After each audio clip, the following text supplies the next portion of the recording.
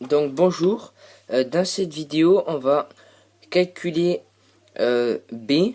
On avait calculé A dans la dernière vidéo et maintenant on va calculer B qui est égal à 10 sur 7 plus 5, le tout divisé par moins 5 sur 9 plus 8.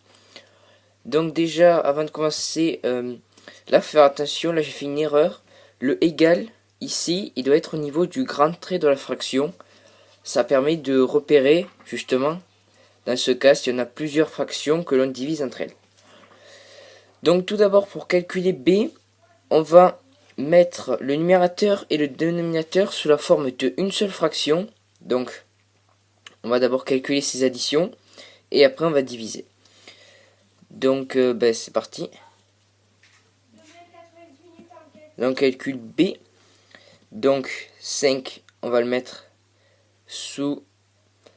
On va mettre tout sous le même dénominateur. Donc ici 7. Donc ça bouge pas.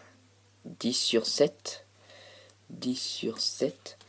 Et 5, on va multiplier en haut et en bas par 7. Et ça va nous faire 35. Et voilà, sur 7. Et on va... Je me suis encore trompé avec le égal, excusez-moi. Et là on va faire pareil. On va mettre sur 9 maintenant. Et 8 fois 9, ça fait 72. Voilà. Donc là, voilà le égal.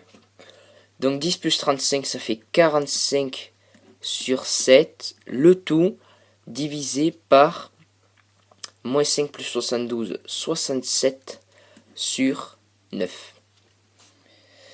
Donc, on continue. Et maintenant, on a une division de deux fractions.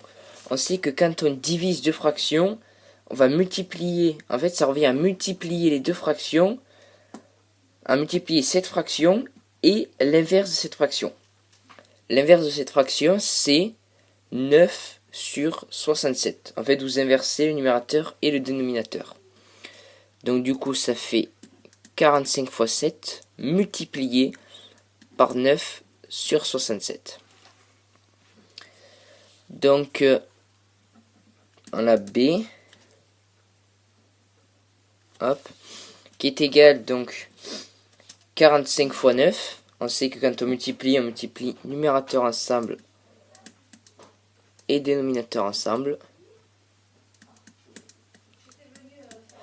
Donc 45 fois 9, donc ça se fait en calcul mental. On peut faire 45 fois 10 et on enlève 45.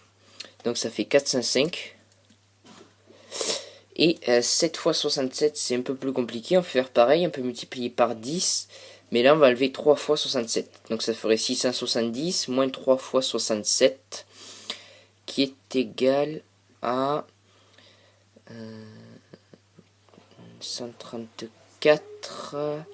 130, ça ferait 201. Donc on ferait 670 moins 201. Ça ferait 469. Donc là encore c'est la forme irréductible de notre fraction. Donc on a fini l'exercice.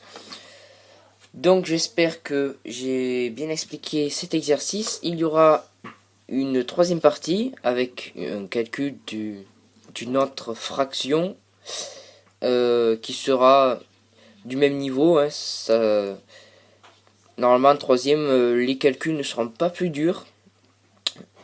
Donc si vous avez bien maîtrisé ces trois exemples, vous n'aurez pas de problème. Donc je vous souhaite une bonne fin de journée et je vous dis à plus.